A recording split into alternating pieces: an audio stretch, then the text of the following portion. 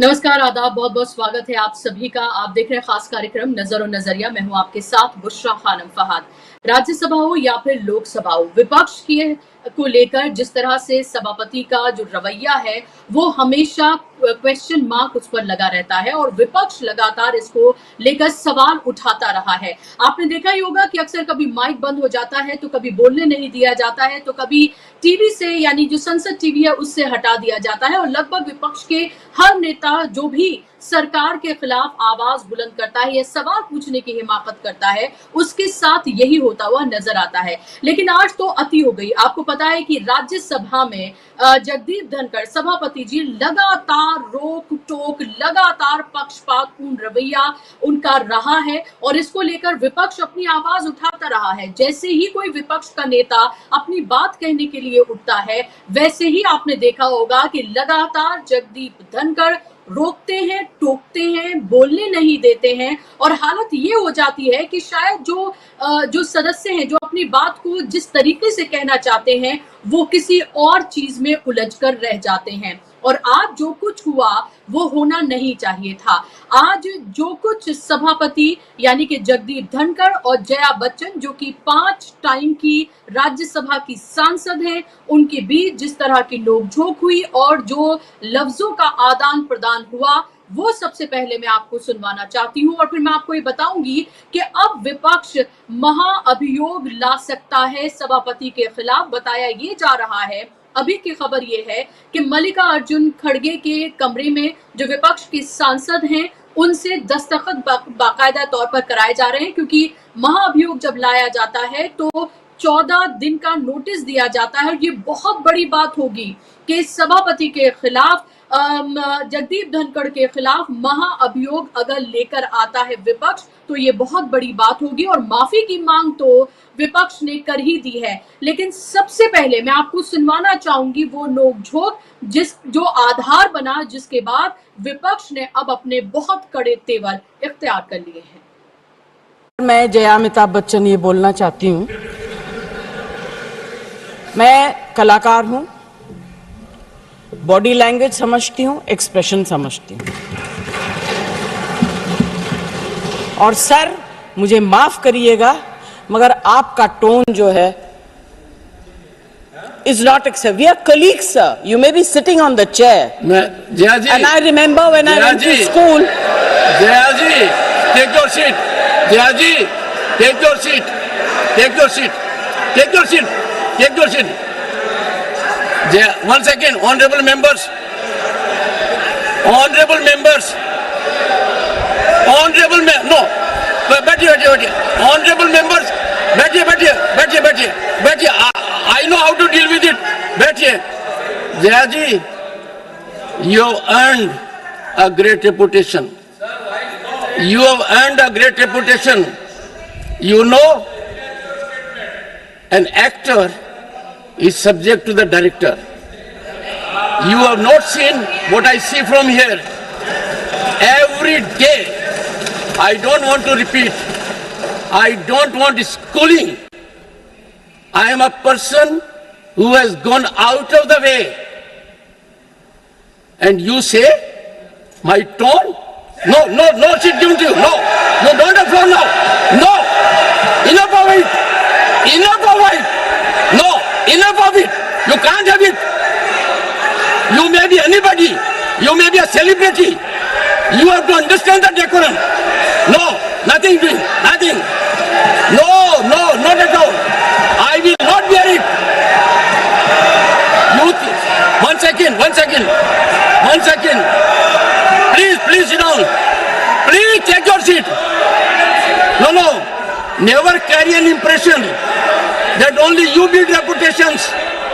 We come here build reputations. We live up to reputations. Nothing doing. No.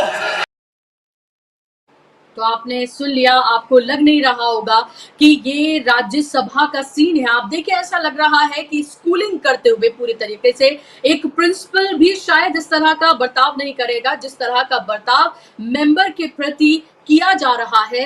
किस तरह से जगदीप धनखड़ जो हैं वो जो कुछ वहां कर रहे हैं वो आपने देखा, ये पहली बार नहीं है, लगातार आपने देखा होगा इसी तरह का रवैया उनका विपक्ष के नेताओं के प्रति रहा है।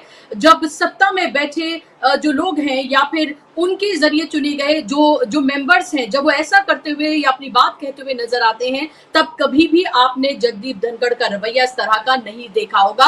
लोकसभा में भी आप यही देख रहे हैं कि लोकसभा में भी किस तरह से जो सभापति उनका रवैया जो है वो आपने देखा, स्पीकर का रवैया जो है वो आपने देखा किस तरह का है। और अब इसके बाद जो आपने देखा, नोकझोंक हुई, तकरार हुई, बहस हुई और उसके बाद विपक्ष ने वॉकआउट कर दिया।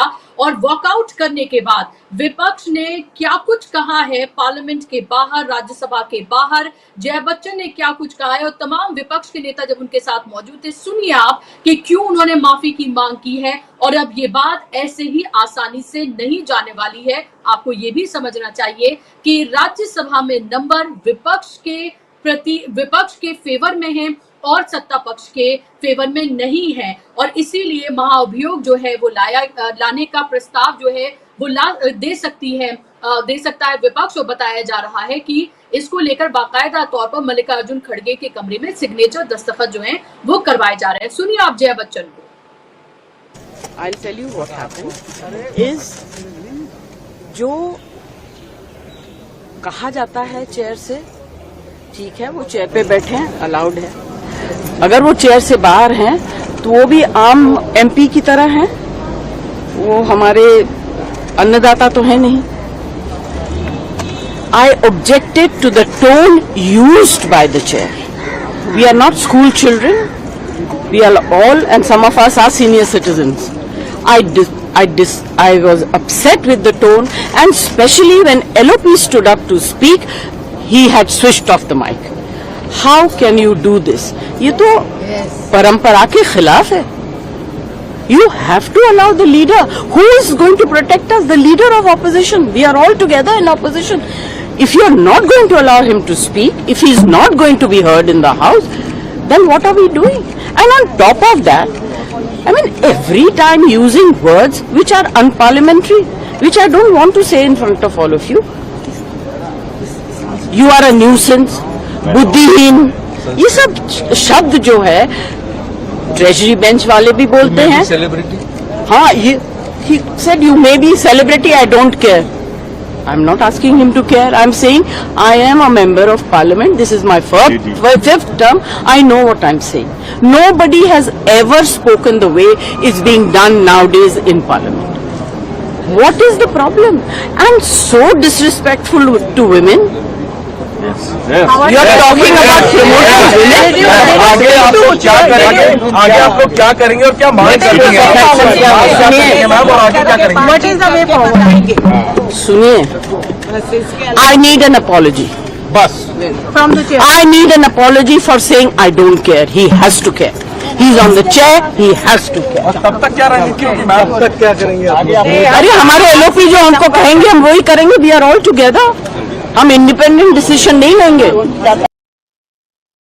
तो हमारे एलओपी जो कहेंगे, यानी कि मल्लिकार्जुन खड़गे जो कहेंगे हम वो करेंगे. उनको माफी मांगनी होगी. डिसरिस्पेक्टफुल थे वो हैं, वो महिलाओं को लेकर ये भी उन्होंने कहा है. और माफी मांगे जगदीप धनखड़. अब ये मांग विपक्ष कर रहा है जया बच्चन को. अभी आपने सुना, उन्होंने कहा कि हम सब मिलकर अब आगे फैसला करेंगे कि हमें क्या करना है. क्या ये फैसला महाअभियोग के रूप में हो सकता है? ये एक बड़ा सवाल है, क्योंकि लगातार आप ये देखिए कि जिस तरह का बर्ताव, चाहे वो लोकसभा की बात करें या फिर राज्यसभा की बात करें, सभापति का हो या फिर लोकसभा के स्पीकर का हो, ओम बिरला का हो, वो हमने देखा है. बिल्कुल ऐसा लगता है डांट कर डपट कर इस तरह से बिठा दिया जाता है कि मानो ये लाखों लोगों ने चुनकर, लोकसभा के जो सदस्य होते हैं उनको लाखों लोग चुनकर भेजते हैं. वो एक प्रतिनिधि है, वो अपने जो उनका संसदीय क्षेत्र है उनके लोगों की बात उठाने के लिए वहां पर होते हैं. वो सरकार से सवाल पूछने के लिए होते हैं. अगर आप उनको वो नहीं करने देंगे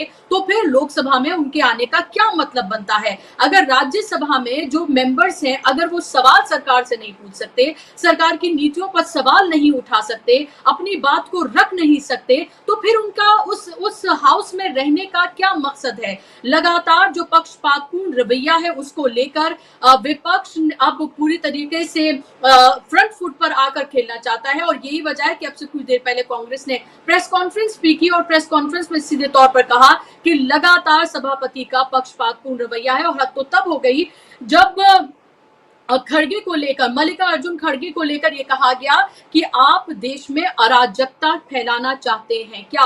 ये कहा जगदीप धनखड़ ने। अक्सर आपने देखा होगा इमरजेंसी से लेकर तमाम चीजों की याद वो दिलाते रहते हैं, लोकतंत्र से लेकर संविधान की पर वो स्कूलिंग करते हुए नजर आते हैं, और कल तो उठकर ही वो चले गए थे नाराज होकर। ये सब कुछ वो करते हैं, और इस सब में जो जनता का जो वक्त है, जो कीमती वक्त है, वो जाया होता है। जो उनके सवाल उठाए जाने चाहिए, जिन पर जवाब सरकार को देना चाहिए, वो सब जाया होता है। और जब किसी भी तरह का झूठ, आपने देखा होगा निशिकांत दुबे से लेकर बीजेपी के जो मेंबर्स हैं, वो किस तरह का झूठ भी अगर बोल रहे होते हैं, तो तब भी आपने देखा होगा कि ओम बिरला ना तो उनको रोकते हैं ना टोकते हैं, बल्कि मंद मंद वो मुस्कुराते रहते हैं। और जब सत्ता में बैठे लोग, जब विपक्ष में बैठे लोग या विपक्ष में बैठे जो मेंबर्स हैं, वो अगर कुछ कह रहे होते हैं तो आपने उनका रवैया देखा है, और अब पानी सर से ऊपर उठ चुका है, ये कहना है विपक्ष का। आज इसी पर हम बात करेंगे, और इस पर बात करने के लिए मेरे साथ खास मेहमान जुड़ गए हैं। मेहमानों को स्क्रीन पर ले आइए। दोनों खास मेहमान मेरे साथ जुड़ गए हैं। हेमंत अत्री जी हैं, जाने माने पत्रकार हैं, दशकों का पत्रकारिता का उनका अनुभव है। हेमंत अत्री जी, बहुत बहुत स्वागत है आपका कार्यक्रम में। और मेरे साथ डॉक्टर राकेश पाठक जी भी जुड़ गए हैं, जाना माना चेहरा है, किसी तारुफ के मोहताज नहीं है, अक्सर आप उनको तमाम डिजिटल प्लेटफॉर्म्स पर देखते रहे हैं। डॉक्टर राकेश पाठक जी, बहुत बहुत स्वागत, इस्तकबाल आपका। शुरुआत अगर डॉक्टर राकेश पाठक जी आपसे मैं करूं, जो आज हुआ वो नहीं होना चाहिए था, लेकिन वो इंग्लिश में कहते हैं कि this was supposed to happen, ये होना ही था, क्योंकि जिस तरह की परिस्थितियां लगातार बन रही थी, जिस तरह की रोका टोकी की जा रही थी, जिस तरह का पक्षपातपूर्ण रवैया इख्तियार किया जा रहा था दोनों ही सदनों में, कभी माइक बंद कर देना, कभी टीवी से हटा देना, बोलने नहीं देना, रोकना टोकना, तरह तरह के कमेंट्स पास करना, ये सब कुछ किया जा रहा है। और एक फ्री ग्राउंड जो है वो दिया जाता है जब सत्ता में बैठे लोग जो हैं या उनके मेंबर जब बोल रहे होते हैं, और सीधे तौर पर नजर आता है, यानी कि इसमें कुछ आपको बहुत ज्यादा एनालिसिस करने की भी जरूरत नहीं है। लेकिन आज जो जया बच्चन के साथ हुआ, जिस तरह की भाषा का इस्तेमाल किया गया, और उसके बाद अब विपक्ष महाअभियोग प्रस्ताव ला सकता है, और उसके साथ साथ जया बच्चन ने तो माफी की मांग कर दी है कि माफी मांगे वो। आप इसको कैसे देख रहे हैं, और इसे कहाँ जाता हुआ देख रहे हैं आप? बहुत बहुत शुक्रिया बुशरा साहिबा। मैं अपनी बातचीत शुरू करूंगा हमारे मुल्क की और दुनिया की मशहूर शायरा शबीना अदीब की गजल के एक शेर के साथ। जरा सा कुदरत ने क्या नवाजा कि आके बैठे हो पहली सफ में, पहली कतार में। जरा सा कुदरत ने क्या नवाजा कि आके बैठे हो पहली सफ में, अभी क्यों उड़ने लगे हवा में, अभी तो शोहरत नई नई है। ये जो दोनों सदनों के मुखिया हैं, ये पहली सफ में आकर बैठ गए और इतनी ऊंची उड़ान उड़ने लगे कि इन्हें सामने बैठे हुए सारे लोग बौने दिखाई दे रहे हैं। ये लोग अपने, ये दोनों मुखिया, दोनों सदनों के जो मुखिया हैं, सदन के मुखिया यद्यपि प्रधानमंत्री होते हैं, लेकिन सभापति की बात कर रहा हूँ, दोनों सदनों के सभापति यानी लोकसभा अध्यक्ष और माननीय उपराष्ट्रपति महोदय सामने बैठे हुए सभी सदस्यों को, खास तौर से बाईं ओर यानी ट्रेजरी बेंच के सामने जहां प्रतिपक्ष विपक्ष बैठता है, उन्हें वे लिलीपुट समझने लगे, खुद को माइटी हिमालयन मैन मान बैठे कि उनका कद तो हिमालय जैसा ऊंचा है, और ये जो सामने बैठे लोग हैं ये कोई बहुत छोटे मोटे कीड़े मकोड़े हैं। जबकि जया बच्चन ने आज ठीक कहा कि आप आसंदी पर हैं, अब हमारे सभापति हैं, अन्यथा तो हम सब बराबर हैं, सब सांसद हैं। अब आज का जो घटनाक्रम है उसमें दो तीन चीजें बड़ी महत्वपूर्ण है। जया बच्चन पर आऊं उससे पहले मल्लिकार्जुन खड़गे को लेकर उन्होंने जो कहा है वो बहुत ज्यादा गंभीर है। जया बच्चन जी को लेकर तो हम ये मान सकते हैं कि बहुत कटाक्ष भरी भाषा थी, अपमानजनक थी। निश्चित तौर पर ऐसा नहीं कहना चाहिए, आई डोंट केयर आप अपने आप को सेलिब्रिटी समझते हैं। ये जो मोहल्ले में लड़ाई झगड़े होते हैं लोगों के बीच में, ऐसी सड़क छाप भाषा का इस्तेमाल आसंदी से नहीं होना चाहिए। लेकिन उससे ज्यादा गंभीर बात यह है कि जो व्यक्ति इस वक्त देश की सबसे पुरानी राजनीतिक पार्टी का मुखिया है, अध्यक्ष है, जिसका अपना संसदीय जीवन आधी सदी का है, 50 साल से वो व्यक्ति विधायक, मंत्री, केंद्रीय मंत्री, राष्ट्रीय अध्यक्ष सब कुछ रह लिया, आप उस पर ये आरोप लगा रहे हैं कि वो देश में अराजकता फैला रहा है। और अगर सचमुच में कोई व्यक्ति देश में अराजकता फैला रहा और देश के उपराष्ट्रपति को इसकी जानकारी है, तो कानून क्या कर रहा है? फिर तो मल्लिकार्जुन खड़गे को सींचों के पीछे होना चाहिए। बाकायदा हमारी भारतीय न्याय संहिता नाम बदल गया है, उसमें यह अपराध है, समाज में अराजकता फैलाना, देश में अराजकता फैलाना। इतने गंभीर आरोप के बाद वे एक शब्द का इस्तेमाल और करते हैं बुशरा जी। माननीय सभापति कहते हैं कि विपक्ष वायरस की तरह है, यानी हमारे शरीर में बीमारी के लक्षण वायरस के जरिए हम जानते हैं, समझते हैं। समाज में वायरस उन्हें कहा जाता है जो किसी को नुकसान पहुंचाने के लिए हो, शरीर में भी वायरस घुस आता है तो नुकसान पहुंचाता है। तो क्या इस देश का विपक्ष वायरस है? फिर तो धनखड़ साहब से यह भी पूछना पड़ेगा, बुशरा साहिबा, कि आजादी के बाद से लेकर अब तक 75 सालों में चंद साल छोड़कर क्या उनकी पार्टी, उनके राजनीतिक मुखिया, पुरखे वे वायरस थे? क्या भारतीय जनसंघ वायरस थी? क्या जनता पार्टी वायरस थी? क्या भारतीय जनता पार्टी जब जब सत्ता में नहीं होती तब वायरस होती है समाज में? अब आते हैं जया बच्चन वाले मुद्दे पर। इन सारे सवालों के जवाब हम जानते हैं कभी नहीं मिलेंगे, लेकिन हमें तो समाज के सामने रखना है। जया बच्चन ने क्या कहा? उन्होंने कहा कि आपका टोन ठीक नहीं। इसमें इतनी बड़ी आपत्तिजनक बात तो थी नहीं, वे सहज रूप में ये कह सकते थे, नहीं जया जी आपको गलत लग गया, मेरी ऐसी कोई भावना नहीं, मैं आपका बहुत सम्मान करता हूं, चलिए मैं अपना टोन डाउन कर लेता हूं। लेकिन उन्होंने जिस तरह हंटर जैसा चलाया, हेडमास्टर की तरह उन्होंने सलूक किया, वो बहुत आपत्तिजनक था। और ये जो हम सीन स्क्रीन पर दिखा रहे हैं दृश्य, ये विपक्ष की एकता का भी एक नमूना है। महिला सांसदों की एकता भी इसमें दिखाई दे रही है। दृश्य देखिए आप, देश की वरिष्ठतम एक बड़ी नेता, पार्टी की अध्यक्ष रही सोनिया गांधी पीछे है, जो गठबंधन की मुखिया रही, वे कांग्रेस संसदीय दल की मुखिया है, वे पीछे खड़ी हैं और जया बच्चन को पूरा अवसर दिया जा रहा है। अब आपने पूछा इसके मैं क्या आगे संकेत देखता हूं, इसका प्रभाव क्या देखता हूं, वही ज्यादा गंभीर बात है बुशरा जी। विपक्ष अब अविश्वास प्रस्ताव लेकर आ रहा है, उसकी तैयारी चल रही है। जहां तक मेरी जानकारी है उसे महाभियोग कहना ठीक नहीं है, अविश्वास प्रस्ताव ही उचित शब्द है। अभी तक की जो मेरी जानकारी, महाभियोग नहीं है, अविश्वास प्रस्ताव लेकर विपक्ष आने वाला है। अब इसमें बीजेपी और नरेंद्र मोदी के लिए कितनी ज्यादा परेशानी वाली परिस्थितियां बनने वाली, इसकी कल्पना कर देखिए। और इस कल्पना के लिए मैं आपको आंकड़ों की तरफ ले सकता हूं। आंकड़े ही भाग्य विधाता है लोकतंत्र में, गिनती ही सर्वोपरि है। आप गिनती में होते हैं तो सरकार बना लेते हैं, गिनती कम रह जाती तो विपक्ष में बैठते हैं। लोकसभा में एनडीए गठबंधन ने सरकार बना ली, हम सब जानते हैं। पार्टी के तौर पर बहुमत से 30-32 सीटें, 32 सीटें कम, लेकिन उनके लिए ज्यादा चिंता की बात यह है कि वे राज्यसभा में अल्पमत में, वहां कोई जोर नहीं चलेगा। उनके गठबंधन का भी आंकड़ा बहुमत से पीछे है। मैं आंकड़े दोहरा देता हूं, कुल 245 का सदन है राज्यसभा, इस वक्त उसकी संख्या जो है वो 226 है। बाकी बचे हुए पद खाली, या तो जिनके चुनाव नहीं हुए या जिनका कार्यकाल पूरा हो गया उसके बाद से रिक्त है। अब 226 में से बुशरा साहिबा 114 का आंकड़ा चाहिए बहुमत। बीजेपी के हैं कुल 86 सदस्य, एकल पार्टी के रूप में अगर देखें तो भारतीय जनता पार्टी के 226 में से मात्र 86 सदस्य हैं। अब उनके घटक दलों को भी जोड़ लीजिए एनडीए गठबंधन के, उन्हें मिलाकर ये संख्या होती है 101, यानी बहुमत से 13 सीटें कम है राज्यसभा में भारतीय जनता पार्टी के नेतृत्व वाले गठबंधन के पास।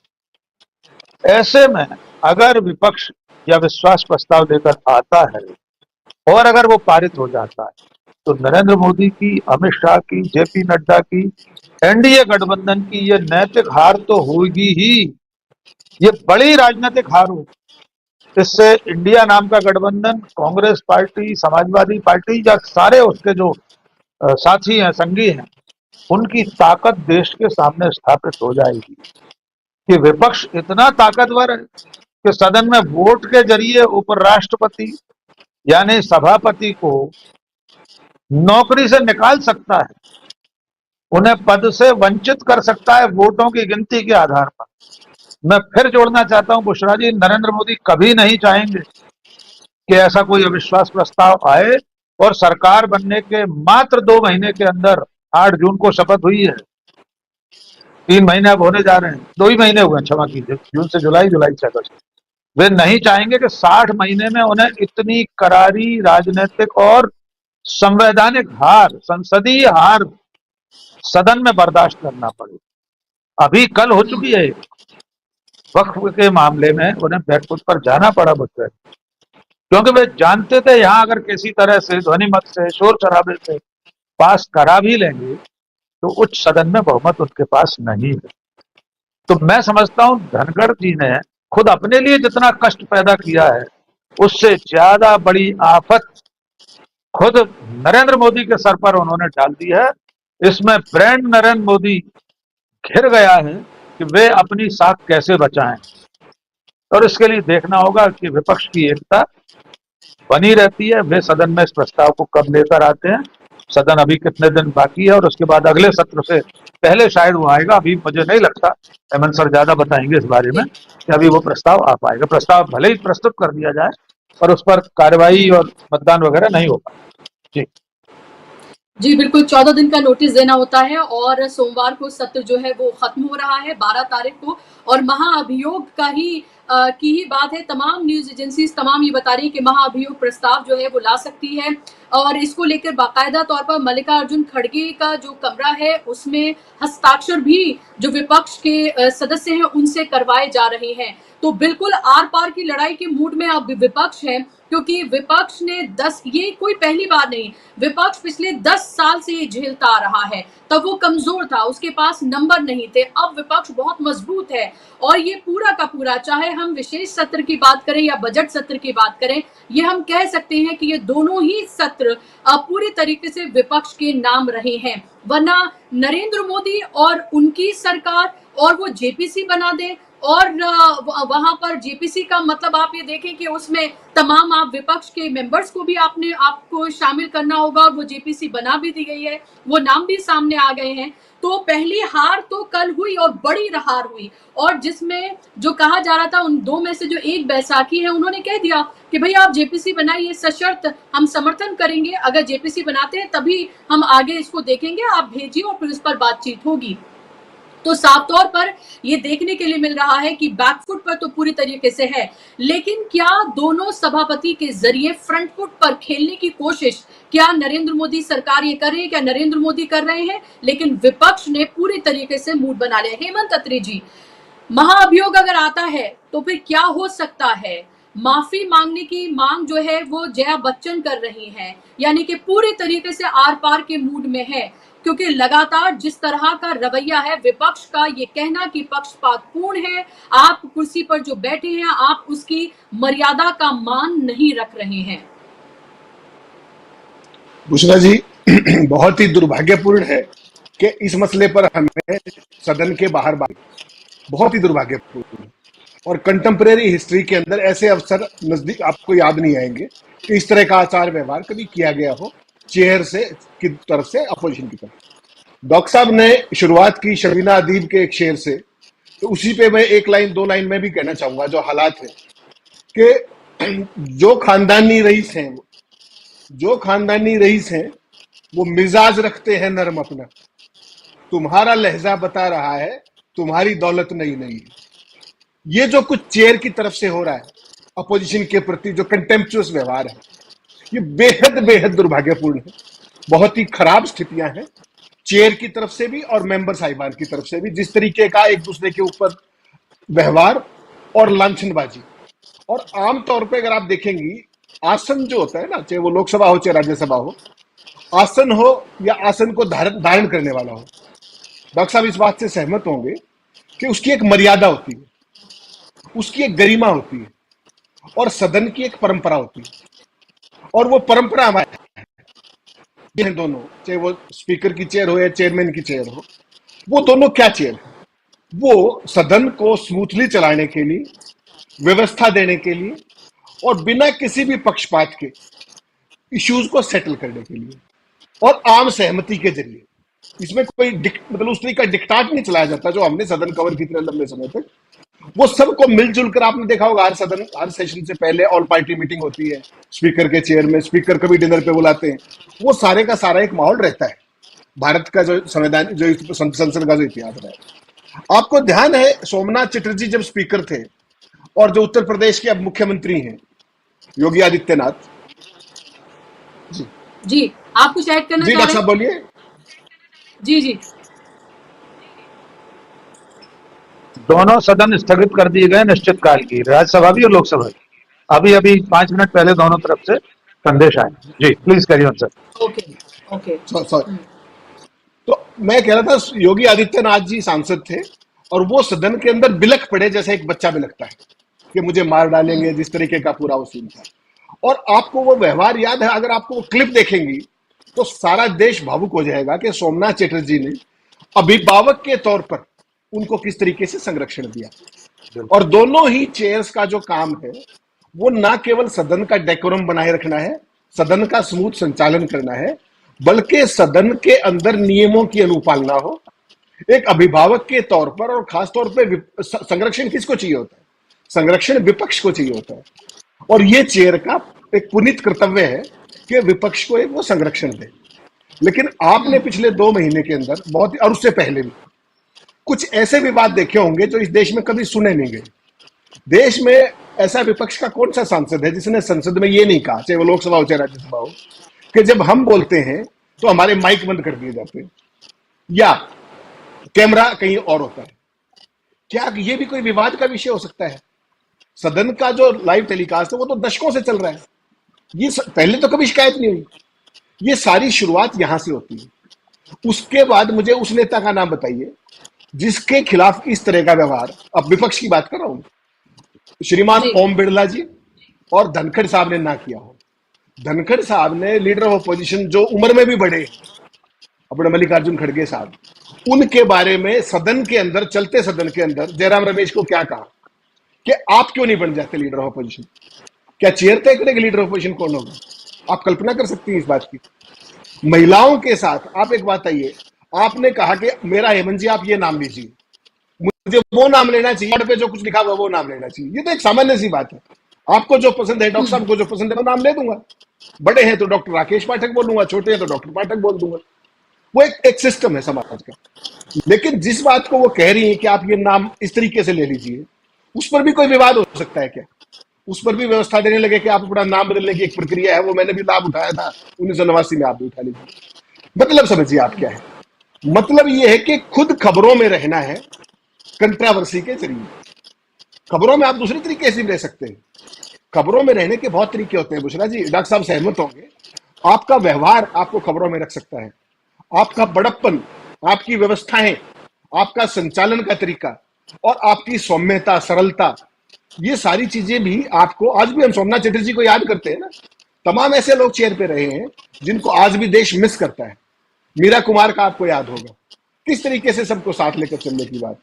और अब जो स्थितियां हैं, जो सरकार की तासीर है कि हाँकना है, उसी हाँकने पे अब चेयर भी आ गई है। राहुल गांधी के प्रति जो ओम बिरला जी का जो रवैया होता है वो कभी देखा नहीं गया। दीपेंद्र हुड्डा के प्रति जो व्यवहार देखा आपने, बैठ जाइए, जैसे वो नर्सरी क्लास के बच्चे हैं और ये प्रिंसिपल है वहां के, ये ऐसे नहीं होता। और जो दूसरी बात जो सबसे महत्वपूर्ण है कि अभी सरकार को बड़े 2 महीने हुए हैं, अभी कहने को 58 महीने का कार्यकाल बचा हुआ है। चेयर का काम तो सदन को चलाना है, सदन को बाधित कराना थोड़ी है। यहां तो हो उल्टा रहा है, और उसके पीछे आपको मंशा में जाना पड़ेगा, उसके पीछे आपको व्यवहार आचार में जाना पड़ेगा। हम सारा देश ये सारी बात मान रहे थे, सारे जर्नलिस्ट साथी भी जो पार्लियामेंट कवर करते हैं अब भी, उनका ये मानना था कि चूंकि इस बार अल्पमत की सरकार है, लोकसभा में बीजेपी का पूर्ण बहुमत नहीं है, तो इस बार शायद ओम बिरला को अध्यक्ष नहीं बनाएंगे, स्पीकर नहीं बनाएंगे, क्योंकि उनका व्यवहार वगैरह विपक्ष के साथ ठीक नहीं रहा। लेकिन आप मोदी जी को जानती हैं कि इनका इलाज ही नहीं से करवाएंगे, उनको बनाया। और धनखड़ साहब का व्यवहार तो जग जाहिर है, जब राज्यपाल थे बंगाल के तब उनके और ममता बनर्जी के बीच में क्या होता था। राज्यपाल पद की भी वही गरिमा, वही संवैधानिक पद है, वो सारी बातें, तो उसका भी ध्यान नहीं रखा गया। तो कहने का मतलब ये है कि आज की तारीख में आसन पर बैठकर, कभी आपने, डॉक्टर साहब तो बहुत बड़े हैं हमसे, इन्होंने देखा होगा आसन पर बैठकर कोई आदमी पीएम चालीसा करता है क्या? प्रधानमंत्री का महिमा मंडन किया जा रहा है। और रही सही कसर जब पूरी कर दी, जब एक से अधिक मौकों पर श्रीमान चेयरमैन साहब ने आरएसएस का चालीसा कर दिया वहां पर कि मैं कुछ नहीं सुनूंगा मैं ये, और उसका कोई संदर्भ नहीं था, आरएसएस का कोई संदर्भ नहीं था जब उन्होंने उसका महिमा मंडन किया कुर्सी पर बैठकर, आसन पर बैठकर। और शपथ क्या है? अनुराग या द्वेष, भय या पक्षपात, ये शपथ है आपकी संवैधानिक। और आप एक संस्था जिस पर सरदार पटेल बैन लगा चुके हैं, उसको स्पीकर चेयरमैन की कुर्सी पर बैठ करके उसका महिमा मंडन कर रहे हैं। ये देश ने कभी देखा क्या? और क्या देश इसको बर्दाश्त करेगा क्या? वो किसको खुश कर रहे हैं? जो लोगों का मानना है, दुर्भाग्य से वो एक संवैधानिक पद पर है, मुझे नहीं पता कि उनको इस तरह का व्यवहार करना चाहिए या नहीं करना चाहिए। इस संसद के अंदर इस जो बीजेपी का सिस्टम है, नरेंद्र मोदी का जो सिस्टम है, यहाँ हर आदमी की एक शेल्फ लाइफ है और उसकी यूटिलिटी है। जब तक उसकी यूटिलिटी है उसको यूज किया जाता है, उसके बाद उसका क्या बनाया जाता है। आडवाणी जी उसका उदाहरण है, मुरली मनोहर जोशी जी उसका उदाहरण है, वेंकैया नायडू जी उसका उदाहरण है, और कौन पता आगे कौन कौन और उदाहरण होने वाले हैं। तो ये बात जगदीप धनखड़ जी को नहीं भूलनी चाहिए कि यहाँ पर तो हर आदमी की एक शेल्फ लाइफ है, उसकी एक यूटिलिटी है, उसके बाद उसका उधर जाने वाला कार्यक्रम भी है। क्यों कर रहे हैं ऐसा धनखड़ साहब? क्यों आरएसएस का चालीसा कर रहे हैं, वह क्यों मोदी जी का चालीसा कर रहे हैं? या आपने सदन के बाहर देखा होगा जिस तरीके से झुक करके प्रणाम करने की बात थी, या जो संसद का उद्घाटन हो रहा था, वो सारे पिक्चर्स इस देश को याद है। मैं उन विवादों में नहीं पड़ना चाहता। With all due regards to both the chairs, what I mean to communicate is कि गरिमा उनको खुद कायम करनी पड़ेगी। मेंबर्स उनकी गरिमा नहीं बना सकते। पद की गरिमा पद का धारक बनाता है। It is the man who makes the chair important. One has to understand this. और कर क्या रहे हैं? उनको यह लगता है कि इस सब को करने से शायद मेरा राष्ट्रपति के लिए नंबर आ जाएगा। वो नहीं समझ रहे हैं मोदी जी की कार्यशैली को। उन्होंने अमित शाह को देश की भारतीय जनता पार्टी का राष्ट्रीय अध्यक्ष बना दिया, गृह मंत्री दूसरी बार बना दिया। उनकी इच्छा क्या थी अमित शाह की कि मैं गुजरात का मुख्यमंत्री बनूं। गुजरात का मुख्यमंत्री नहीं बनाया आज तक। तो ये बात किसी को भी नहीं भूलनी चाहिए। बेसिकली क्या है कि जब आप इस पद पर हो, अगर आप इस पद पर अपना व्यवहार, आचार और जो लोकाचार है अगर वो ठीक रखेंगे, तो आप खुद ही, लोग ही कहेंगे कि धनखड़ साहब को राष्ट्रपति बनाया जाना चाहिए, he is the fit person. और इस तरह का व्यवहार करने से क्या होगा कि पहले ही आप और हम भी ये कहेंगे कि इज ए कंट्रोवर्शियल फिगर। तो ये सब क्यों किया जा रहा है? ये किसी खास व्यक्ति, खासतौर पर मोदी जी की नजरों में बने रहने के लिए। लेकिन वो एक बात नहीं समझ रहे कि आज की तारीख में मोदी जी का जो संख्या बल है, हालांकि राज्यसभा में आपने कहा कि अल्पमत में है सरकार, वो अगले महीने बहुमत में आ जाएगी, वो कोई बड़ी चीज नहीं। अभी चुनाव होने वाला है, उसमें बहुमत में आ जाएंगे, वो मार्जिनल। लेकिन आज की तारीख में मोदी जी ये कभी नहीं चाहेंगे कि संसद के बाहर आम आदमी के बीच में ये धारणा बढ़े कि सरकार देश को हाँक रही है और सरकार संसद को हाँक रही है। और किसी भी विवाद से मोदी जी आज की तारीख में बचना चाहेंगे। तो होना तो ये चाहिए कि दोनों चेयर्स मोदी जी का काम आसान करें, और हो उल्टा रहा है कि दोनों चेयर लगातार मोदी जी का काम मुश्किल करती जा रही है। आपने कभी सुना था कि संसद के अंदर किसी का भी भाषण का 3/4 हिस्सा काट दिया जाए, अंबानी अडानी हर बार हटा दिया जाए? ये कौन डिसाइड कर रहा है? लीडर ऑफ अपोजिशन का सारा भाषण उड़ा दिया जाता है, 2/3 भाषण उड़ा दिया जाता है। ये कभी आपने पहले सुना था क्या? तो ये जो नई तहरीर लिखी जा रही है, ये डेमोक्रेसी के लिए भी खतरनाक है और इन पदों की गरिमा के लिए भी खतरनाक है, क्योंकि आप अपनी अथॉरिटी किसी और के हाथ में दे रहे हैं, विच इज बैड। तो बेसिकली क्या है बुशरा जी, आने वाले टाइम में अगर धनखड़ साहब ने और अगर ओम बिरला साहब ने अपना व्यवहार नहीं बदला, उसको अगर थोड़ा सा स्मूथ नहीं किया, अगर ये एरोगेंस और स्मगनेस नहीं छोड़ी, तो सरकार को लेने के देने पड़ जाएंगे। अब डॉक्टर साहब बात कर रहे थे कि राज्यसभा में जब लाएंगे तो महाभियोग प्रस्ताव लाया जाएगा। और जब लोकसभा में लाएंगे तो अविश्वास प्रस्ताव लाया जाएगा। दोनों में फर्क है, क्योंकि उपराष्ट्रपति जो है वो सदन के सदस्य नहीं होते। उपराष्ट्रपति by virtue of his appointment as vice president chairman होते हैं हाउस के, तो वहां पर उनको हटाने के लिए महाभियोग लाना पड़ेगा। महाभियोग सफल होगा या नहीं होगा एक अलग विषय है, लेकिन उस महाभियोग की जो प्रोसीडिंग्स होती हैं, क्या धनखड़ साहब ने उसकी कल्पना की है कि जब वो चल रहा होगा, उस पर बहस चल रही होगी, वो चेयर पे नहीं बैठ सकते, डिप्टी स्पीकर डिप्टी चेयरमैन बैठेगा। और क्या इस बातों का मतलब क्या है? एक महिला सांसद, सम्मानित सांसद, उम्र में भी बड़ी है, सीनियर सिटीजन है, और मैं कहता हूं चाहे छोटा भी हो, सारे माननीय सांसद हैं, किसी को डिमीन क्यों करना है, किसी की मजलिंग क्यों करनी है, सिर्फ इसलिए कि वो ओपोजिशन में है? और उसको हड़काने से, उसको हैकल करने से देश का सुप्रीम लीडर खुश होगा। अगर ये चेयर का रवैया है तो माफ कीजिएगा बुशरा जी, ये लोकतंत्र के लिए अच्छा नहीं है, सदन की गरिमा के लिए अच्छा नहीं है, और चेयरमैन हो या स्पीकर हो, उनकी भी पद की गरिमा के अनुरूप नहीं है, ऐसा मेरा मानना है। जी बिल्कुल, आप सही कह रहे हैं, और यही विपक्ष का भी यही कहना है, और इसी को लेकर प्रेस कॉन्फ्रेंस भी की कांग्रेस ने। और मैं आपको ये बता दूं कि अभी ये कहा जा रहा है कि अनुच्छेद 67 यानी 67 के तहत महाअभियोग प्रस्ताव लाने की पूरी तैयारी विपक्ष कर चुका है।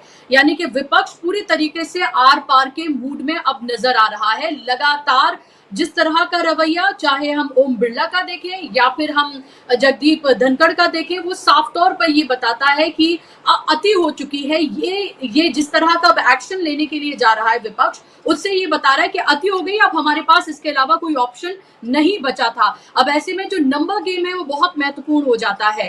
हालांकि महाअभियोग अगर किसी सभापति के खिलाफ ला रहा है विपक्ष, तो ये अपने आप में उनकी फजीहत है कि किस तरह का अविश्वास है उनके अंदर कि महाअभियोग लाना पड़ रहा है, यानी कि आप पूरी तरीके से पक्षपातपूर्ण हैं। और इसीलिए विपक्ष ने ये फैसला किया है, वो इस नतीजे पर पहुंचा, उसके पास कोई ऑप्शन नहीं आपने छोड़ा कि वो आपके खिलाफ महाअभियोग लेकर आए। और उसकी पूरी तैयारी, जैसे मैंने कहा था कि बाकायदा तौर पर दस्तखत जो हैं वो कराए जा रहे हैं, क्योंकि इसमें बीजेडी और वाईएसआरपी जो हैं उनके भी सांसद हैं राज्यसभा में, उनकी भी भूमिका भी बहुत महत्वपूर्ण हो जाती है कि वो किस तरफ जाएंगे, किस पाले में जाएंगे। क्योंकि अभी तो जिस तरह से अभी डॉक्टर राकेश पाठक जी ने बताया कि अनिश्चित काल के लिए स्थगित कर दिए गए हैं दोनों सदन, हालांकि एक दिन और था सोमवार का, लेकिन तब भी नहीं लाया जा सकता था क्योंकि उसके लिए एक प्रॉपर टाइम है, नोटिस दिया जाना होता है। लेकिन इस वक्त की बड़ी अहम खबर जरूर है कि विपक्ष पूरी तरीके से आर पार के मूड में है। संसद और सड़क दोनों से ही पूरे तरीके से उसने अब सरकार को घेरा हुआ है। ये बता रहा है लगातार विपक्ष, डॉक्टर राकेश पाठक जी, कि आप 2019 और 2014 समझने की भूल मत करिएगा। हमारे पास नंबर भी है, विश्वास भी है, हम पूरी तरीके से उस विश्वास से लबरेज है, क्योंकि उनको साफ तौर पर यह दिखा कि मैंडेट इस बार जनता ने विपक्ष को दिया था। कोई लेवल प्लेइंग फील्ड नहीं था, कुछ नहीं था, उसके बावजूद भी वो इतने नंबर लेकर आ पाए। और राहुल गांधी लगातार जिस तरह से पार्लियामेंट के अंदर कभी सफाई कर्मचारियों से मिल रहे हैं, कभी वो लोको पायलट से मिलते हैं, कभी वो किसानों से मिलते हैं, तो वो एक ये भी मैसेज दे रहे हैं लगातार कि ये संसद जो है वो सबकी है, यहाँ कोई भी आ सकता है, मैं किससे बात कर सकता हूँ, कोई भी यहाँ पर आके अपनी बात को रख सकता है। लेकिन ये महाअभियोग जो है ये किस तरह की मुश्किलें पैदा कर सकता है सरकार के लिए, डॉक्टर राकेश पाठक जी, और इससे जो विपक्ष के तेवर हैं और जो कॉन्फिडेंस है, वो किस तरह का मैसेज देना चाहता है? देखिए, विपक्ष के तेवर तो उद्घाटन सत्र से ही दिखाई दिया, वो दबने के मूड में नहीं है। वो एक लगभग बराबरी की संख्या के साथ सदन में है, थोड़ा बहुत हेरफेर है, उसी हेरफेर के चलते सरकार में वे लोग बैठे। विपक्ष अब कोई मौका नहीं छोड़ता। आज से पहले आपने ठीक कहा, 14 और 19 वाली जो संसद थी, जो लोकसभा थी, खास तौर से राज्यसभा भी थी, लेकिन लोकसभा के जो तेवर बदले हुए हैं उसके पीछे बड़ा कारण यह है कि कांग्रेस के सांसदों की संख्या दुगने से ज्यादा हो। समाजवादी पार्टी के सांसद देश में तीसरी सबसे बड़ी पार्टी बनकर बैठे। एक से एक धाकड़ वक्ता इस बार सामने है। जिन लोगों की जुबान, जिनकी बोलती पहले बंद कर दी जाती थी, अब चाहकर भी वे बंद नहीं कर पा रहे। माइक बंद जरूर करते हैं, ठीक कहा हेमंत जी ने, बहुत लोगों के माइक बार बार अभी भी बंद किए, लेकिन अब दोनों आसंदी पर बैठे लोग घबराए रहते हैं, वे बार बार ये स्पष्टीकरण देते हैं कि बटन हमारे पास नहीं है माइक का, हम माइक बंद नहीं करते। भाई आप नहीं करते तो किसी और को इशारा होगा, जिसके हाथ में रिमोट है, जिसके हाथ में वो कंट्रोल रूम की चाबी है, एमसीआर पीसीआर जिसके हाथ में है, वो बंद करता होगा माइक।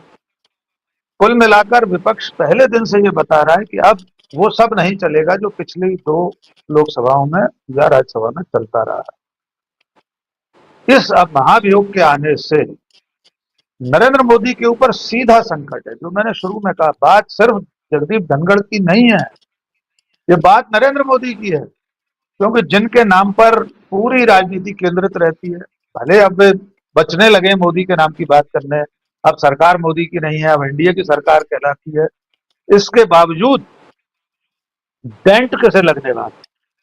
अगर ये तलवार जो महाभियोग की लटक गई है, ये थोड़ी नीचे आ गई और सिर में टकराई तो वो सिर नरेंद्र मोदी का होगा, उपराष्ट्रपति महोदय का नहीं होगा। पद से वंचित हो जाना नरेंद्र मोदी की और पूरी एनडीए सरकार की विफलता हो। यद्यपि जैसा कि अभी अमित जी ने कहा कि अगले 1 आध महीने में जो राज्यसभा के चुनाव अभी वांछित है, होने ही वाले हैं, उसमें बीजेपी उन राज्यों से सीटें लेकर आ रही है। मध्य प्रदेश है, आंध्र प्रदेश है, कई ऐसे राज्य हैं जहां से उनकी या उनके सहयोगियों की संख्या बढ़ने वाली, स्वाभाविक है। फिर वो बहुमत के थोड़े से आंकड़े के ऊपर हो जाए। तो ये जो महाभियोग का प्रस्ताव है, ये पारित नहीं हो पाएगा अगर वो बहुमत उन्हें मिल गया उस वक्त। यद्यपि राज्यसभा चुनाव में क्रॉस वोटिंग होती है, बहुत कुछ होता है, पर बीजेपी के लोग क्रॉस वोटिंग करेंगे ऐसी संभावना मुझे नहीं लगती। कुल मिलाकर सदन का इस वक्त स्थगित हो जाना, 14 दिन शेष न होना, बीजेपी के लिए, मोदी के लिए, उपराष्ट्रपति महोदय, उन सब के लिए राहत की सांस लेने का विषय है। लेकिन वो जब भी सदन बैठेगा, प्रस्ताव तब आएगा ही, तब इस पर चर्चा होगी ही। जैसा कि अमन जी कह रहे हैं, वे आसंदी पर नहीं बैठ सकेंगे, स्वाभाविक है, वे आरोपी के रूप में होंगे, कटघरे में तो वे हैं। फैसला तो सदन की जनता को करना है उस दिन। तब जो विमर्श होगा, जो बातचीत होगी, आरोप प्रत्यारोप होंगे, तार्किक रूप से ये सवाल पूछा जाएगा कि कैसे उन्होंने राज्यसभा में नेता प्रतिपक्ष को अराजकता फैलाने का आरोपी बता दिया, क्या प्रमाण है दिखाइए। कैसे उन्होंने वायरस कहा, बताइए। महिला सांसदों के प्रति उनका जो व्यवहार था, उसके बारे में सवाल पूछे जाएंगे। जितनी देर वो बहस चलेगी, जितनी देर इस पर चर्चा होगी, मतदान होगा तो होगा, लेकिन तब तक सांस अटकी रहेगी और पूरा देश देखेगा कि क्या कारण थे जिसके लिए विपक्ष को महाभियोग लाना पड़ा है। मुझे हाल के वर्षों का याद नहीं है, हेमंत जी याद दिला दें, इससे पहले किसी उपराष्ट्रपति के खिलाफ महाभियोग कब आया। मैंने 35-36 साल की मेरी पत्रकारिता में मुझे याद नहीं, हो सकता आया हो, मेरी स्मृति में नहीं है, शायद किसी के खिलाफ नहीं आया। महाभियोग एक बार सुप्रीम कोर्ट के एक जज के खिलाफ आने वाला था, वो भी नहीं आ पाया था उस समय, जब प्रणब मुखर्जी राष्ट्रपति थे। हाईकोर्ट जज थे पश्चिम बंगाल के या आंध्र प्रदेश के, कहीं के हाईकोर्ट जज थे, वो महाभियोग नहीं आ पाएगा। इसीलिए कि हमारे संसदीय लोकतंत्र में ये माना गया है कि किसी भी व्यक्ति के खिलाफ महाभियोग, जो उसकी पात्रता रखने वाले, हर किसी के खिलाफ तो आता नहीं महाभियोग, तो सिर्फ संवैधानिक पद वाले राष्ट्रपति, उपराष्ट्रपति, हाई कोर्ट के जज, सुप्रीम कोर्ट के जज, इनके खिलाफ आता है महाभियोग। इस देश में देश के प्रोटोकॉल, वारंट ऑफ प्रेसिडेंस में दूसरे नंबर के पदाधिकारी के खिलाफ महाभियोग लाना पड़े देश के विपक्ष को, इससे ज्यादा चिंता की बात क्या होगी। शर्मनाक तो है ही। इसके कारणों को जब ये देश जानेगा, देखेगा, आज भी देख रहा होगा, आज भी सुन रहा होगा, उसने सदन की कार्रवाई देखी है, हम और आप लगातार सुबह से बता और दिखा रहे हैं। तो क्या ये देश इस बात की चिंता नहीं करेगा? अभी भी देख रहे हैं, हम और आपको इस वक्त हजारों लोग देख रहे हैं। जिन लोगों ने उस वक्त सदन की कार्रवाई नहीं देखी होगी, तो अब हमारे इस डिबेट में देख लेंगे बार बार। तो कितनी चिंताजनक बात है। हमारा संसदीय लोकतंत्र कितने साफ सुथरे तरीके से, कितने पारदर्शी तरीके से बना था, पुष्पित पल्लवित हुआ था। संविधान निर्माताओं ने इसीलिए ऐसे प्रावधान रखे थे। आखिर ये महाभियोग का प्रावधान इसीलिए तो रखा गया था कि ये हमारे लोकतंत्र की कलगियां हैं, हमारे मोर मुकुट में लगे हुए मोर पंख हैं। राष्ट्रपति, उपराष्ट्रपति, सुप्रीम कोर्ट के जज, चीफ जस्टिस ऑफ इंडिया, इनको ऐसे ही नहीं हटाया जा सकता, इन पर ऐसे ही आरोप नहीं लगाए जा सकते। इनका मान सम्मान सर्वोपरि है। इसीलिए संविधान निर्माताओं ने इतनी बड़ी शर्त रखी थी महाभियोग। फिर महाभियोग को लाने के लिए कितनी संख्या चाहिए, उसे पारित कराने की प्रक्रिया, तमाम सारी उसकी बाधाएं इसीलिए रखी गई थी कि सम्मान बरकरार रहे इन पदों का। लेकिन जब उन पदों पर बैठे व्यक्तियों को ही इसकी फिक्र नहीं है, उन्हें न अपनी गरिमा, व्यक्तिगत गरिमा का ख्याल है, न अपने पद की, अपनी आसंदी की, अपने आसन की गरिमा का ख्याल है, तो महाभियोग तो भुगतना पड़ेगा ही। अब सवाल अंतिम ये बचता है कि नरेंद्र मोदी, अमित शाह, जेपी नड्डा, उनकी पार्टी, उनका गठबंधन इससे निपटने के लिए कौन सा ऑपरेशन चलाते हैं, क्या क्या दांव पेच अपनाते हैं, ये अभी देखना बाकी है। जी बिल्कुल। और दादागिरी नहीं चलेगी इस नारे के साथ विपक्ष ने वॉकआउट किया था।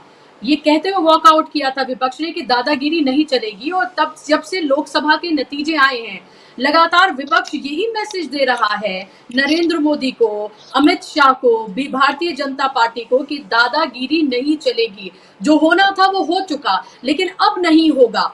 ये बार बार ये मैसेज दिया जा रहा है कि आपने हमारे माइक बंद किए, हमें स्क्रीन पर नहीं दिखाया, आपने रोका टोका, लगातार अभी भी आप यही कर रहे हैं। लेकिन बस सभापति जी अब इंतहा हो गई है और अब ये दादागिरी नहीं चलेगी, ये कहते हुए वॉकआउट कर दिया। क्योंकि हमने देखा कि पहले जब होता था कि स्क्रीन से जब राहुल गांधी बोल रहे होते थे उन्हें हटा दिया जाता था, ये विपक्ष के किसी नेता को तो एक आध बार कुछ कह दिया जाता था। लेकिन अभी आपने देखा होगा कि जैसे ही राहुल गांधी को या किसी विपक्ष के नेता को, खास तौर पर राहुल गांधी को, एलओपी को अगर हटाते हैं कुछ सेकंड के लिए भी, तो फौरन शोर शराबा विपक्ष शुरू कर देता है और उन्हें वापस लाना पड़ता है। तो अब ये देखें कि विपक्ष जो है प्रोएक्टिव है, वो बहुत सूझबूझ से काम ले रहा है, एक एक चीज पर बारीकी से उसकी निगाह है। और यही वजह है कि लगातार जो हो रहा था राज्यसभा में, वो बार बार जो रोका टोकी हो रही थी, जो लेक्चरिंग हो रही थी, जो स्कूलिंग हो रही थी, जो बार बार उनको शायद वो भूल जाते थे कि वो सभापति नहीं, वो शायद प्रिंसिपल है, वो शायद ऐसा उन्हें लगने लगता था। और छोटे छोटे बच्चे सामने बैठे हैं, उन्हें डांट डपट कर या कुछ सिखा कर उनको बिठा दिया जाएगा। लेकिन आज उनको ये बताया गया कि भाई आप वहां पर बैठे हुए हैं, लेकिन जब आप उस कुर्सी पर नहीं होते हैं तो आप भी हमारी ही तरह हैं। ये जया बच्चन ने उन्हें बताया, आप हमारे अन्नदाता नहीं हैं, ये भूल आप मत करिएगा। हम आपकी रिस्पेक्ट इसलिए करते हैं क्योंकि आप उस कुर्सी पर बैठे हैं, चाहे वो प्रधानमंत्री हो, गृह मंत्री हो, कोई भी हो, उनकी रिस्पेक्ट इस वजह से क्योंकि वो जिस कुर्सी पर बैठे हैं, तो रिस्पेक्ट उस कुर्सी की है उस शख्स से ज्यादा। लेकिन अगर वो शख्स ही अपनी जो मर्यादा है उसको बार बार लांगे, विपक्ष का ये बार बार कहना है कि अगर वो लांग रहे हैं तो जाहिर सी बात है ये पक्षपातपूर्ण रवैया है और अब इसको बर्दाश्त नहीं किया जाएगा। तो हेमंत अत्री जी, अगर ये तेवर विपक्ष के ये हो कि दादागिरी अब नहीं चलेगी, तो सामने जो दादागिरी कर रहे हैं या जिनके इशारों पर दादागिरी की जा रही है, अब उनका रवैया किस तरह का मिलेगा? क्योंकि आप ये देखिए, अगर आप लोकसभा में भी देखें और राज्यसभा में भी देखें, कोशिश बहुत की गई है। जब विशेष सत्र के दौरान जब राहुल गांधी बोल रहे थे तब दो बार प्रधानमंत्री उठ गए, गृह मंत्री उठे, कृषि मंत्री उठे। उसके बाद भी हमने देखा कि जब राहुल गांधी दोबारा बोलना जब उन्होंने शुरू किया, यानी कि जब वो एलओपी के तौर पर जब उन्होंने डेब्यू किया तब, और उसके बाद बजट सत्र में भी जब वो बोले तब भी कई मंत्री उठ खड़े हुए। अनुराग ठाकुर के जरिए उनको एक तरह से अभद्र भाषा का इस्तेमाल करवाया गया, पढ़कर वो बोले थे। कोशिशें तो तमाम की गई हैं। आज भी अनुराग ठाकुर बोल रहे थे कि हिंदुओं की परवाह जैसे नहीं है, गाजा पर बोलने की परवाह है। तो इस तरह की तमाम कोशिशें की जा रही है, लेकिन वो नाकाम साबित हो रही हैं। क्या आपको लग रहा है कि अब इस बार 2024 की लोकसभा और राज्यसभा के सत्र में, दोनों जो सत्र हुए हैं, उस पर विपक्ष बहुत भारी पड़ा है और समझ नहीं आ रहा है कि कैसे हैंडल किया जाए इस विपक्ष को, इनके तेवरों को? देखिए बुशरा जी, जो दादागिरी की बात है, बेसिकली लोकतंत्र में एक तो दादागिरी की कोई गुंजाइश नहीं होती, और ना ही दादागिरी शब्द या वो दादागिरी basically is a mind set actually, और लोकतंत्र में उसकी कोई गुंजाइश होती नहीं है। लोकतंत्र का मतलब होता है कानून, न्याय, प्रक्रिया, नियम और उसके हिसाब से संख्या बल और उसके हिसाब से संचालन। ये साधारण सी बात है। तो दादागिरी की गुंजाइश तो वैसे नहीं बचती है लोकतंत्र में। ये दुर्भाग्यपूर्ण बात है कि 10 साल से चल ही दादागिरी रही है और संचालन की जगह हाँकना चल रहा है, जो सबने देखा। इस देश के 3 कृषि कानून कैसे पास हुए थे, सारे देश ने देखा। अब जो ये 3 न्याय संहिता और आचार संहिता और ये जो सारे पास किए, इनका आपने हाल देख लिया। कैसे पास हुए कि आधे विपक्ष को ही सस्पेंड करके छुट्टी कर दी, जो वहां मौजूद नहीं थे उनको भी सस्पेंड कर दिया। ये बात बेसिकली विपक्ष भारी पड़ा या नहीं पड़े का सवाल नहीं है। इसको आप एक पॉजिटिव पर्सपेक्टिव में ये देखिए कि विपक्ष 10 सालों के बाद अपनी आवाज वापस हासिल कर पाया, एक। और आम आदमी की जो आवाज संसद के अंदर दबा दी गई थी, कुचल दी गई थी, बंद कर दी गई थी, वो आवाज फिर से मुखर हुई विपक्ष के जरिए। और इसको बेसिकली क्यों दिखाया जा रहा है इस तरीके से, उसका कारण समझना पड़ेगा आपको। आज भारतीय जनता पार्टी, दोनों आसन और तमाम चीजें, अब ये तो बात कर रहे हैं हम सब कि ये क्या हो रहा है। कभी कभी हमें ये भी सोचना चाहिए एकेडमिकली कि ये क्यों हो रहा है, ये क्यों ज्यादा महत्वपूर्ण है बुशरा जी। ये क्यों बेसिकली, अगर आपने देखा over a period of time, Atal Bihari Vajpayee और अडवाणी जी के टाइम में जो भाजपा थी, उस टाइम बीजेपी के पास कौन कौन लीडर थे, किस लेवल के लीडर थे, और वो किस तरह का आर्टिकुलेशन करते थे। आप और मैं उनकी विचारधारा से सहमत हो या ना हो, लेकिन वो एक ऑथेंटिसिटी के साथ, कन्विक्शन के साथ अपनी एक विचारधारा का पर्सपेक्टिव रखते थे। डॉक्टर साहब सहमत होंगे मेरी बात से। अब जो स्थिति है, जब से जो ये मोदी की भाजपा आई है, ये वो भाजपा नहीं है। ये भाजपा को देख लीजिए आप, इनका कैबिनेट देख लीजिए, इनका पूरा सिस्टम देख लीजिए। प्रॉब्लम क्या है और क्यों है वो मैं बताना चाह रहा हूं आपको। ये बेसिकली इनके यहां आज की तारीख में टैलेंट का बहुत सीवियर डेफिसिट है। आप कैबिनेट में देख लीजिए, आप पार्लियामेंट्री पार्टी में देख लीजिए, आप कहीं पर भी देख लीजिए, इनकी सारी अपॉइंटमेंट्स में देख लीजिए। राज्यपालों के खिलाफ जिस स्टेट में जाओ अपोजिशन सरकार, वहीं पे स्यापा चल रहा है। कभी सुना था आपने? एक आध स्टेट में वंस इन ए वाइल कोई इवेंट होती थी, यहां तो रोज के सुप्रीम कोर्ट में जा रहा है, कोई एलजी के खिलाफ जा रहा है, कोई पंजाब का गवर्नर पहुंचा हुआ है, कोई केरल का पहुंचा हुआ है, कोई तमिलनाडु का पहुंचा हुआ है। क्या है ये बेसिकली टैलेंट डेफिसिट है कि मेरी गुंजाइश तो है हवलदार बनने की, और आपने मुझे बना दिया डीजीपी, तो मैं क्या करूंगा फिर? तो वो सारी स्थिति एक है। दूसरी जो है, अब चूंकि अपना काडर के अंदर तो भरोसा नहीं रहा इनका, ये कहीं की ईंट कहीं का रोड़ा वाशिंग मशीन में डालते हैं और उसको दूध से सफाई करके और उसको चमका के कोई कैबिनेट में शपथ दिला देते हैं, कहीं दिला देते हैं। ना तो उनको बीजेपी की विचारधारा से मतलब है, ना मूल भाजपा की संस्कृति से मतलब है, ना उनको सिद्धांतों का पता है। तो उनका बेसिकली क्या है कि उनको सुप्रीम लीडर को खुश रखना है। Talent deficit is one. दूसरी प्रॉब्लम सुप्रीम लीडर की खुशी है। तीसरा जो सबसे बड़ी बात है इसके अंदर, मीडियोकर लोग आ गए हैं। मीडियोकर जो आदमी है उसको सामने वाला इंटेलिजेंट झेल ही सकता ही नहीं। वो जब मीडियोकर आदमी के सामने जब आप इंटेलिजेंट को ले आओगे तो उसका रिएक्शन क्या होगा, जरा कल्पना करके देखिए आप उसकी। वो क्या करेगा? वो एक्सीलेंस और टैलेंट को बर्दाश्त नहीं कर सकता, तो फिर वो क्या करेगा? He will start shouting.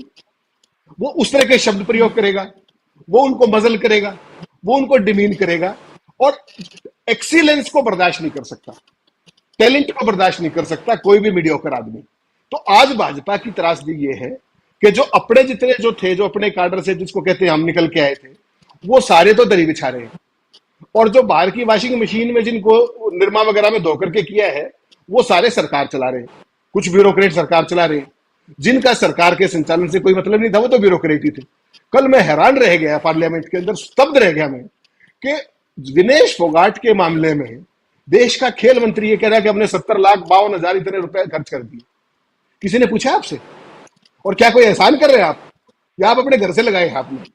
देश के अंदर तमाम योजनाएं हैं, ओलंपिक मेडल हाउस स्कीम है, तमाम चीजें हैं। आप तो उस फियस्को का जवाब दीजिए कि विनेश के साथ जो कुछ हुआ वो क्यों हुआ, कौन जिम्मेदार है, उसकी जांच कब होगी, और when heads will start rolling. उसका जवाब आपने नहीं दिया। आप किस बात का जवाब दे रहे हैं कि हमने खर्च इतना कर दिया। तो ये वो चीज है बुशरा जी, डॉक्टर साहब इस बात को मानेंगे कि ये जो मूल है, ये मूल कष्टप्रद है कि मोदी जी ने चारों तरफ ऐसे खोखले आदमी इकट्ठे कर लिए हैं जिनका ना तो संसदीय परंपराओं से कोई लेना देना है, ना संविधान से कोई लेना देना है, ना उनको आचरण का पता है, ना उनको मर्यादा का पता है, ना लोक व्यवहार का पता है। उनके अंदर दो चीजें हैं, एरोगेंस है और कूट कूट के स्मगनेस भरी हुई है, और वो दोनों चीजें भी अपोजिशन के प्रति भरी हुई है। तो इस तरह की जो चीज है वो इस डेमोक्रेसी को प्रोग्रेसिव नहीं बनाती, वो प्रगतिशील डेमोक्रेसी नहीं है। हम रिग्रेसिव डेमोक्रेसी की तरफ बढ़ रहे हैं कि जिसके मर्जी आए जो कुछ कहते। संसद के अंदर प्रधानमंत्री अपने लीडर ऑफ अपोजिशन को बाल बुद्धि कहता है। आपने कभी सुना था? एक दूसरे का कितना सम्मान था। राहुल, जब ये नेहरू जी थे, और सामने जो तमाम इनके लोग होते थे, अटल जी को क्या कहते थे वो रात को पार्टियों में कि आज तो बड़ा जबरदस्त बोले, और वो खालू देते थे नेहरू जी की। तो बेसिकली वो कल्चर क्या है डेमोक्रेसी की कि आप जो इसको कहते हैं हम विपक्ष नहीं प्रतिपक्ष, और राजनीतिक विरोधी है, राजनीतिक शत्रु नहीं। तो मोदी जी एक नई संस्कृति लेके आए हैं जो उन्होंने गुजरात में पल्लवित की थी वहां लंबे समय तक, उसको दिल्ली में ले आए हैं कि जो भी प्रतिपक्ष में है वो हमारा विरोधी नहीं शत्रु। और वो जो शत्रु भाव है वो पूरी सरकार के संचालन में भी दिखता है, एजेंसियों के संचालन में भी दिखता है, और ओवरऑल देश के अंदर जो भय का माहौल क्रिएट किया गया है वो कहीं ना कहीं वहीं से निकल के आता है कि टैलेंट डेफिसिट है, तजुर्बा नहीं है, मीडियोकर सिस्टम है। तो उसमें कहीं ना कहीं सारी चीजें बैक बर्नर पे चली गई है, और सुप्रीम लीडर का सेटिस्फेक्शन, उसका agenda is most important for each one of them. तो ये जो सारी हालात बने हैं इस बार वो नहीं चलने वाला है। आप अविश्वास प्रस्ताव ले आइए, महाभियोग प्रस्ताव ले आइए, डॉक्टर साहब ने बहुत ठीक कहा कि वो प्रस्ताव पास होंगे या नहीं होंगे का सवाल नहीं है, उससे दोनों चले जाएंगे या नहीं चले जाएंगे वो भी सवाल नहीं है। सवाल ये है कि उस दौरान में जब उस पर बहस हो रही होगी, क्योंकि विपक्ष के पास दूसरे नंबर तो है कि वो महाभियोग ला सकते हैं, अविश्वास प्रस्ताव भी ला सकते हैं, और वहां जब उनके सारे जो acts of omission and commission है वो उनके सामने रखे जाएंगे और पूरा देश इसको लाइव देखेगा, तो मोदी जी क्या करेंगे? What face he will be left with? तो क्या मोदी जी ऐसी सरकार चाहते हैं, ऐसी संसद चाहते हैं? तो मुझे लगता है दोनों चेयर्स को अपना जो व्यवहार है, अगर उनको कोई कड़वी बात कहनी है तो भी उसको सरलता के अंदाज में कह सकते हैं। जिस तरीके से धनखड़ साहब कह रहे थे कि आई डोंट केयर, वास्तव में वो चुभने वाली बात है। Why don't you care then, but for you are here? इसका तो दूसरा सवाल भी है ना, if you don't care then why you are here? तो ये सारी चीजें हैं, देश देख रहा है। अल्टीमेटली मोदी जी को ही has to come to basics, और बेसिक्स ये है मर्यादा, संयम और आचार व्यवहार, परंपराएं, लोक नीति, लोक लाज, इन सारी चीजों को लागू करना पड़ेगा। वरना इस बार सदन का संचालन हो, सरकार का संचालन हो, नीतियों का निर्माण हो, वो उस तरीके से नहीं हो पाएगा जो मोदी जी जिसके सिद्धहस्त हैं और पिछले 10 साल से वो हाँकते आए हैं, ऐसा मेरा मानना है। जी बिल्कुल, इस बार ऐसा नहीं हो पाएगा कि आप 150 सांसदों को बाहर का रास्ता दिखा दें और फिर अपनी मनमानी संसद के अंदर करें, जो चाहें जैसे चाहें आप बिल पास करा दें, बिना किसी बहस, बिना किसी बातचीत के आप बड़े से बड़ा बिल जो कि देश में बहुत बड़ा बदलाव ला सकता है उसको आप पास करा लें। ये इस बार नहीं होने जा रहा है, और पहले ही बिल का हश्र क्या हुआ है वो हमने सबने देख लिया है, कैसे अब वो ठंडे बस्ते में चला गया है। और आप ये देखें कि जेपीसी की सिफारिश की खुद मंत्री जी की तरफ से, और उसके बाद जेपीसी का गठन जो है वो किया गया है। ये सब बता रहा है, महाअभियोग लाना या जिस तरह से विपक्ष का पूरा रवैया है, ये सब कुछ बता रहा है कि ना तो अब वो 56 इंच की छाती रही है, ना ही एक अकेला अब सब पर भारी है। और इसीलिए जो बैसाखियां हैं उन पर ये टिकी हुई सरकार है, विपक्ष के पास नंबर है, विपक्ष के पास विश्वास है, विपक्ष लगातार अपनी उन्हीं तेवरों से लगातार बात कर रहा है। जी हेमंत जी।